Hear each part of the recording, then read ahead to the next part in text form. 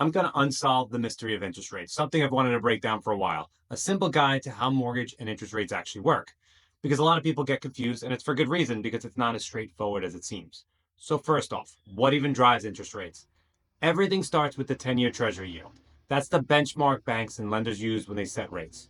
When that goes up, mortgage rates go up. When it drops, mortgage rates tend to follow. If you go back to late 2023, we saw a huge spike where rates hit around 8%, and that freaked a lot of people out. Since then, we've cooled off, we've bounced, we've hit low sixes earlier this year, and we're kind of like hanging around in that 6 to 7 range again. It's a bit of a roller coaster, but it all ties back to that 10-year Treasury. Now, here's why your rate might be different from someone else. Even two people with the same job, same income, same lender can get different rates because rates depend on a ton of things that no one understands. Credit score, down payment, type of house, home, condo, single family. Is it your first home? Is it an investment? How many properties you already own? How much you're putting down? Even things like attached versus detached homes. One big surprise for most people, your down payment impacts your rate more than your credit score. I've seen people with 650 credit scores and 40% down get the same rate as someone with a 760 credit score putting only 5% down. So what do I do as a broker? I don't work for the bank. I work for you. My job is to piece everything together, your credit, your goals, your down payment, and find the lender that fits you best. So brokers have access to tons of lenders and rates and options. Some offer bigger lender credits, which can help cover your closing costs. Other offer better terms if you may fit into a certain profile. So my goal is to keep the cost down and find the smartest long-term strategy. So when people hear buying the rate down, you can get any rate you want, honestly.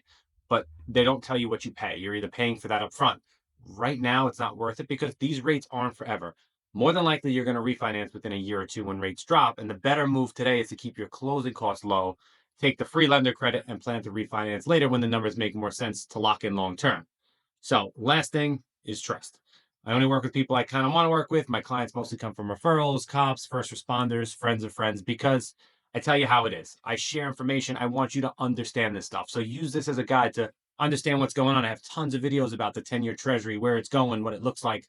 So if you need someone to run down numbers, break down an inspection report, or just talk strategy, you've got me now or in the future, because whether it's your first home or your fifth, you're going to want to go and know that you can trust the information you're getting. And that's why I share as much as I can. So do your research. You can come to the website. I have a ton of resources there. But the more you understand, the less you're going to fall into a trap where I hear a lot of times we're like, hey, I got the best rate. And then we find out later you didn't realize how much you actually paid for it. It wasn't apples to apples, right? That's the biggest thing with mortgages. So if you just focus on the rate and what someone's telling you, you're missing the 8 other factors that go into it. So any other questions, but full links and videos below.